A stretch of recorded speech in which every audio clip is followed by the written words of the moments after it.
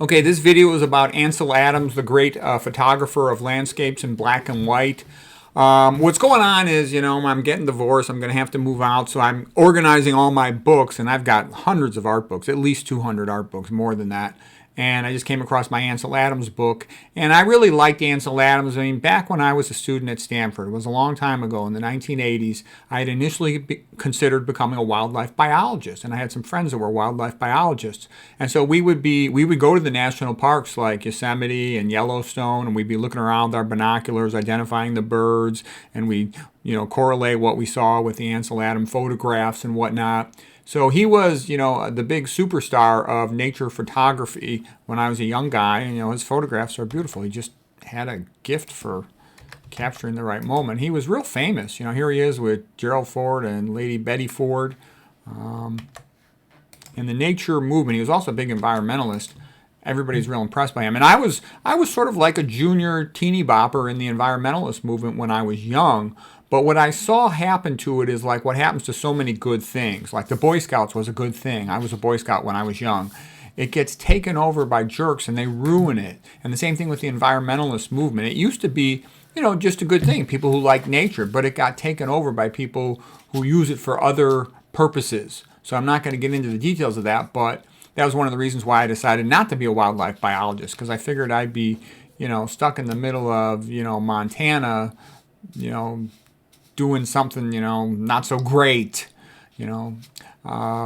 Anyways, I like the idea of going into medicine where I could keep on getting more and more educated and do multiple fellowships and develop more and more advanced knowledge. That's a big part of why I ended up going down that path. But anyways, here's Half Dome Mountain at Yosemite. Here is Half Dome Mountain next to Merced River in Yosemite National Park. There's Half Dome, rather beautiful. So I loved going on the nature field trips. I used to love, going on all the bird watching expeditions with my buddies. And if you look at Watson and Crick, the discoverers of the structure of the DNA double helix, that's how Watson got started, and it was bird watching with his father. And bird watching is a great hobby. It's like, I think, the best way to get started in nature. Or if you have somebody that knows hunting, to go hunting. They can teach you a lot too. And people say, oh, how could you say that about hunters? You know what? Hunters preserve nature, okay? They love nature. They're out there. They know a lot about it, okay? So I have a lot of respect for them, okay? People take it for granted that there's always food on the table. That is not always the case, okay? And you'd be darn glad there's somebody who knows how to hunt for food if you're starving. Don't get me wrong. I'm a low-fat vegan, but our ancestors often lived in cold climates, and they wouldn't have had much food sometimes if they didn't have somebody that knew how to go out into the wild.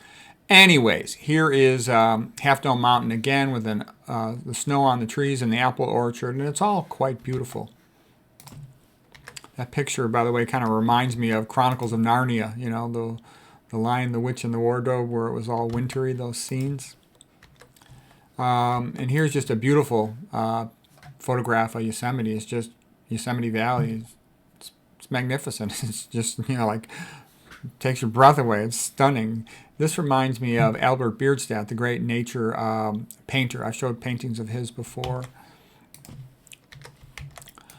Here is the redwood trees. We used to see a lot of these redwood trees. They could live for hundreds of years. They're really big, and it's kind of amazing that the water from the ground is able to be pumped up all the way to the top.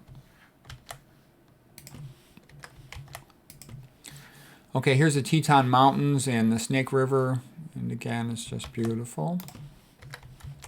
Here are farm workers in California, and this totally reminds me of like Grapes of Wrath, around the time of the Great Depression, all these poor people. And that's about when this was photographed, something like around 1936 or something, like the time of the Great Depression.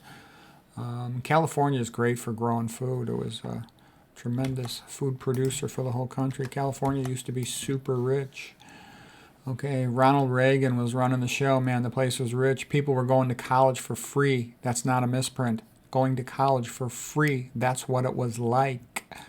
Here's another beautiful photograph by Ansel Adams called Moonrise in New Mexico. Here's Rack Lake of Kings River Canyon. This reminds me of a lot of paintings. Here's Old Faithful, the geyser at Yellowstone Park. And I guess I'm an old geezer now. But anyways, it's rather beautiful. And here is Castle Geyser at Yellowstone National Park. So all this stuff is rather beautiful, and I think, it's good to be aware of this stuff. It's good for young people to know about all this good stuff. So anyways, hope that was enjoyable.